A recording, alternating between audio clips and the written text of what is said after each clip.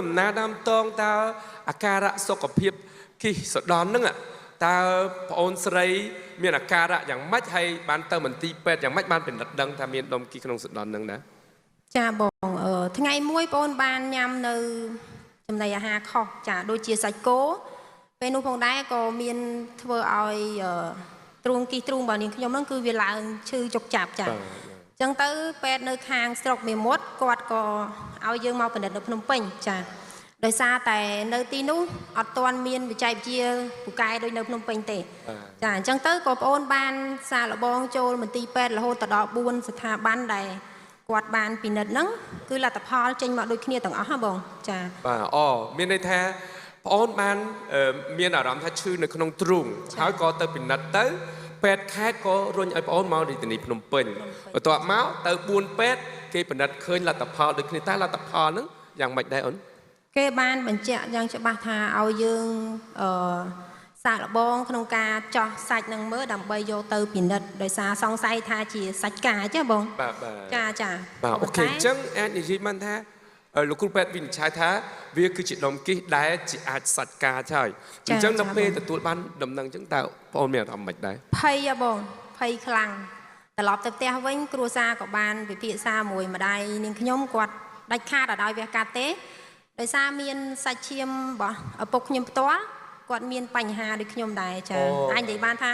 ដំណពូជគឺពួកគាត់វះកាត់អត់ឆ្លងបានទទួលបានលទ្ធផលល្អទេបរាជ័យគឺស្លាប់ទាំងពីរនាក់បាទគឺដោយសារតែអាចនិយាយបានថាគឺជា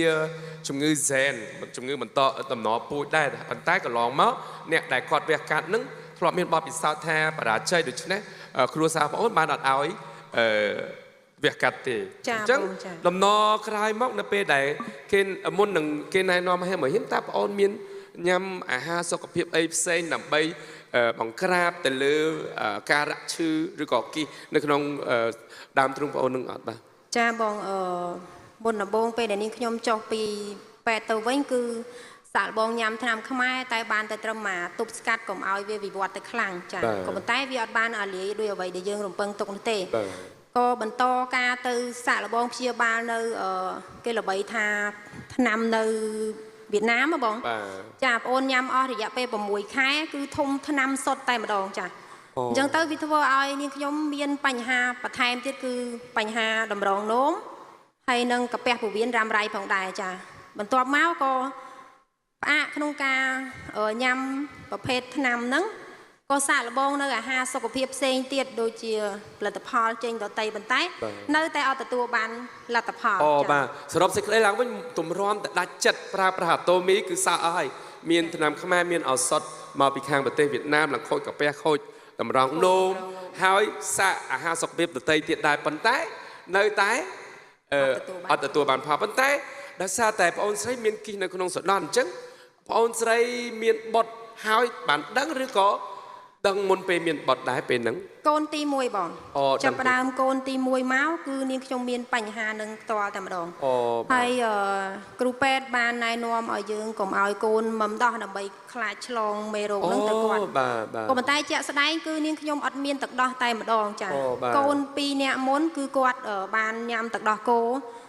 រហូតដល់ម្នាក់5ឆ្នាំម្នាក់5ឆ្នាំអញ្ចឹងគឺត្រូវចំណាយច្រើនកូនទី1កូនទី2មិនបានដោះទេដោយសារតែទី1លោកគ្រូពេទ្យណែនាំមិនឲ្យញ៉ាំហើយណាមួយទៀតគឺយើងអាចផលិតទឹកដោះបានផងដែរដូច្នេះហើយកូនទាំង2នាក់ហ្នឹងគឺគាត់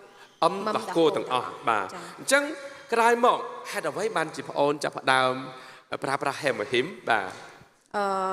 ប្អូនបានចូលរួមសិក្ខាសាលាដូចថ្ងៃនេះដែរចា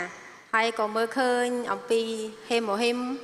បន្ទាប់មកក៏អត់ទាន់បានដាច់ចិត្តសាកល្បងក្នុងការប្រើដែរត្រឡប់ទៅផ្ទះវិញក៏ចាប់ផ្ដើមសើចមើលក្នុង YouTube បន្ថែម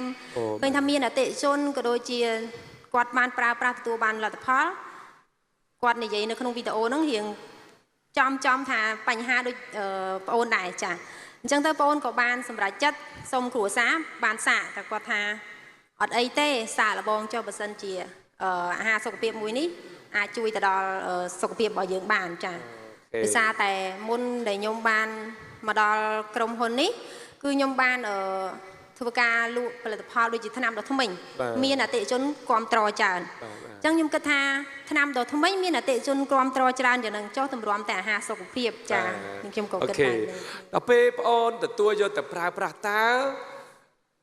អ្វីដែលជាការខុសប្លែកដែលបងអូនទទួលបានពីការញ៉ាំដូចជាញ៉ាំអានឹងហើយតើអ្នកជុំវិញខ្លួនឬក៏ស្វាមីអូនមានបាននិយាយពីភាពវិវត្តប្លែករបស់បងអូននេះក្រៅពីញ៉ាំហើយចាបង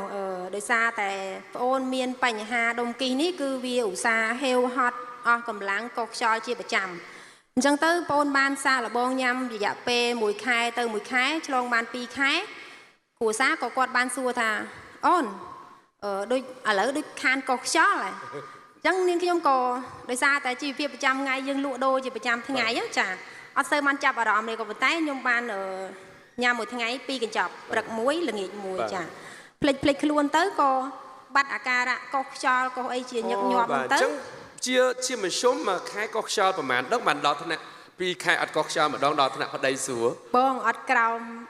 10ដងទេបងអូននេះអត់ក្រោម10ដងទេមួយខែ3ថ្ងៃកុសខ្យល់ម្ដងចាហើយសប្តាហ៍ថ្ងៃឥឡូវប្រហែលខែកុសខ្យល់ម្ដងអត់មានស្លាកស្នាមបងចាបងបាទផ្ទះដៃឲ្យជូនបងអូនស្រីមួយជោគជ័យអត់កុសខ្យល់ឈឺសាច់បាទហើយក្រោយមកទៀតតែ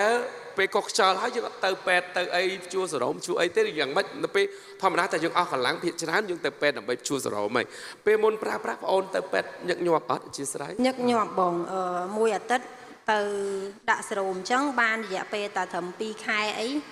ចាប់ផ្ដើមអាការៈហ្នឹងមកវិញចាក្តៅខ្លួនជាប្រចាំហើយដល់ពេលដែលយើងទៅពេទ្យហ្នឹងភាគច្រើនគឺខ្វះគ្រាប់ឈាមហើយនឹងកំហាប់ឈាមឡើងចាអញ្ចឹងទៅតតែតម្រូវឲ្យយើងជួសេរ៉ូមទៅសាច់ឈាមយើងរៀងតិចមានកម្លាំងកំហែងត្រឡប់មកវិញណាបងបាទអញ្ចឹងជាញឹកញាប់ដែរគឺយើងត្រូវទៅមន្ទីរពេទ្យដើម្បីជួសេរ៉ូមក៏ដូចទទួលការពិគ្រោះយោបល់ពីលោកគ្រូពេទ្យផងដែរប៉ុន្តែក្រៅពីប្រើប្រាស់តើអាការៈ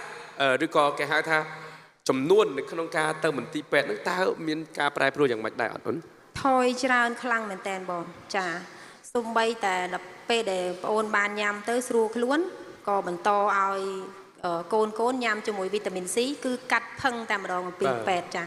ចុះទៅពេទ្យលើក្រៅលោកគ្រូពេទ្យអត់មានឆ្ងល់អីសំថ្នាំឲ្យកូនដូចជាគាត់មានបញ្ហាក្តៅខ្លួនផ្ដាសាយបន្តិចតួចពេទ្យក៏គាត់បានសួរដែរបងថាឥឡូវហ្នឹងមួយរយៈហ្នឹងដូចបាត់មុខតាណាមានពេទ្យថ្មីមែនក៏បងអូនបានប្រាប់គាត់ថាអត់មានស្គាល់ពេទ្យថ្មីទេលោកគ្រូចាដោយសារតែនេះខ្ញុំបានស្គាល់នៅអាហារសុខភាពអាតូមីប្រើប្រាស់ជាប្រចាំទៅគឺសុខភាពល្អជាងមុនចាបាទអរលោកស្រីនាងកញ្ញាដោយដែលលោកអ្នកបានឃើញហើយស័ក្តិសិទ្ធិរស់បាទមិនត្រឹមតែជួយឲ្យសុខភាពល្អទេបាទកាត់បន្ថយការចំណាយពេលទៅពេទ្យក៏ដូចជាចំណាយថវិកាទៅពេទ្យផងដែរបាទហើយអ្វីដែលសំខាន់នោះគឺគាត់អត់ដឹងខ្លួនថាគាត់ល្អប្រសើរទេគ្រួសារគាត់ទេជាអ្នកចាប់អារម្មណ៍ថាប្រពន្ធធ្លាប់តាមមួយសប្តាហ៍កុសខ្យល់2ទៅ3ដងស្រាប់តែ2ខែឃើញកុសខ្យល់ប្តីភ្ញាក់ដល់ចង់ភ័យដែរខុសប្លែកពេកបាទអរគុណច្រើនចុះតើរយៈពេលប្រមាណដែលបានប្អូនគាត់ថាប្អូនស្រួលខ្លួនមែនតើហើយប្អូនបានទៅពិនិត្យនៅពេទ្យម្ដងទៀតអត់ហើយតើលទ្ធផលយ៉ាងម៉េចដែរ1ឆ្នាំជាងបងតាមដែលប្អូនសង្កេតឃើញរយៈពេល7 ឆ្នាំដោយសារតែប្អូនមានបញ្ហាគិះហ្នឹងគឺវាយូរឆ្នាំដែរកំឡុង2011រហូតមកដល់2019 2020ហ្នឹងទើបបានប្រើអាតូមីចាមានរកឃើញដុំគិះនៅក្នុងសដនហ្នឹងតាំងពី2011ចារហូតដល់2019ចុងឆ្នាំ2019ទើបចាប់ផ្ដើមប្រើប្រាស់ Hemohim បាទអញ្ចឹងវាអាចនិយាយបានថា8ឆ្នាំជាងដែរណា8ឆ្នាំជាងដែរក្នុងយើងទុកចោលប៉ុន្តែតើទទួលទាន Hemohim រយៈពេលប្រហែលបានបងអូនទៅពិនិត្យមើលម្ដងទៀតពេលនោះដែរបងអូនបានត្រឹមតែគិតថាញ៉ាំដើម្បីរក្សាសុខភាពមិនសង្ឃឹមថាវារលាយនោះទេដោយសារតែទំហំនៃសាច់ដុំគីនៅដើមទ្រូងរបស់នេះខ្ញុំនោះគឺមានទំហំប៉ុនមេជើងទៅ2ដងឯនោះចាហើយមាន3គ្រាប់នៅត្រង់កន្លែងកណ្ដាលទ្រូងរបស់នេះខ្ញុំនោះគឺមាន2គ្រាប់ប៉ុនមេដៃដែរចាអញ្ចឹងទៅដើម្បីញ៉ាំអាហារសុខភាពនេះគឺផ្ដោតត្រឹមតែធ្វើម៉េចឲ្យមានសុខភាពល្អវាមិនមានផលរំខានដល់ការរកស៊ីរបស់ប្អូនណាចាមិនសង្ឃឹមថារលាយទេក៏ប៉ុន្តែនៅពេលដែលប្រើបានរយៈដូចជា1ឆ្នាំជាងនេះឃើញថាមានថ្ងៃមួយបងអូនក៏បានងូតទឹកងូតដីធម្មតាហ្នឹង ក៏ស្រាប់តែស្ទាបទៅវាអត់មានចាបងអត់មានទៅក៏អត់ទាន់អស់ចិត្តដែរសម្រាប់ចិត្តទៅថតអេកូមើលម្ដងទៀតក៏ពេទ្យបាននិយាយថាប្អូនអត់មានដុំសាច់ដុំអីទាំងអស់គឺធម្មតាវ៉ាព្រឺសម្បល់អ្នកទាំងអស់គ្នាខ្ញុំជាអ្នកសម្ភារទោះបី